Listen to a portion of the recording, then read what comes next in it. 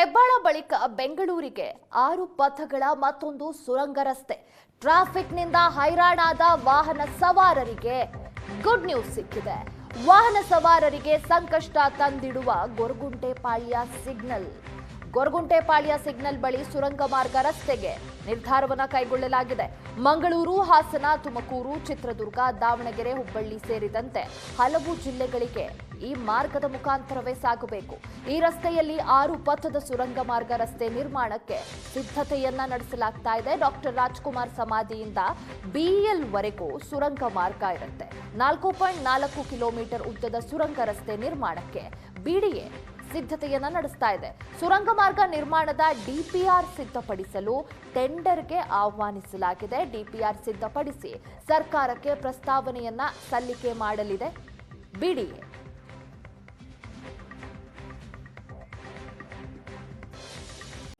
ಹೆಬ್ಬಾಳ ಬಳಿಕ ಬೆಂಗಳೂರಿಗೆ 6 ಪಥಗಳ ಮತ್ತೊಂದು ಸುರಂಗ ರಸ್ತೆ. ಟ್ರಾಫಿಕ್ನಿಂದ ಹೈರಾಣಾದ ವಾಹನ ಸವಾರರಿಗೆ ಗುಡ್ ನ್ಯೂಸ್ ಸಿಕ್ಕಿದೆ. ವಾಹನ ಸವಾರರಿಗೆ ಸಂಕಷ್ಟ ತಂದಿಡುವ ಗೊರಗುಂಟೆಪಾಳ್ಯ ಸಿಗ್ನಲ್ ಬಳಿ ಸುರಂಗ ಮಾರ್ಗ ರಸ್ತೆಗೆ ನಿರ್ಧಾರವನ್ನು ಕೈಗೊಳ್ಳಲಾಗಿದೆ. ಮಂಗಳೂರು, ಹಾಸನ, ತುಮಕೂರು, ಚಿತ್ರದುರ್ಗ, ದಾವಣಗೆರೆ, ಹುಬ್ಬಳ್ಳಿ ಸೇರಿದಂತೆ ಹಲವು ಜಿಲ್ಲೆಗಳಿಗೆ ಈ ಮಾರ್ಗದ ಮುಖಾಂತರವೇ ಸಾಗಬೇಕು.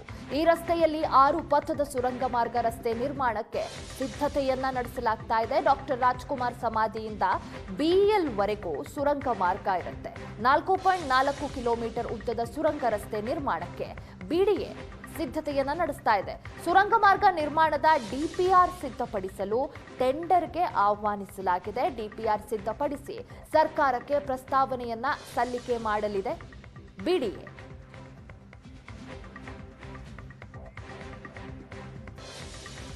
ಹೆಬ್ಬಾಳ ಬಳಿಕ ಬೆಂಗಳೂರಿಗೆ 6 ಪಥಗಳ ಮತ್ತೊಂದು ಸುರಂಗ ರಸ್ತೆ.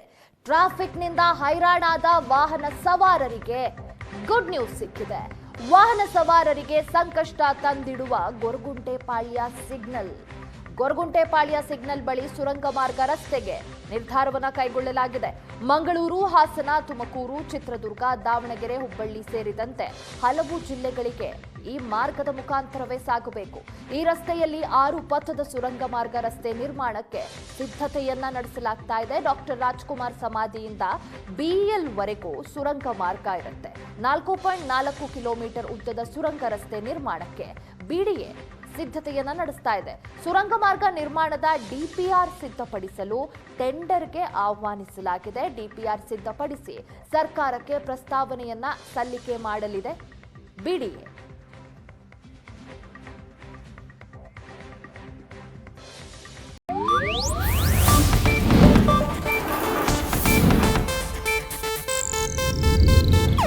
ಇದು ಏಷ್ಯಾನೆಟ್ ನ್ಯೂಸ್ ನೆಟ್ವರ್ಕ್ ಪ್ರಸ್ತುತಿ.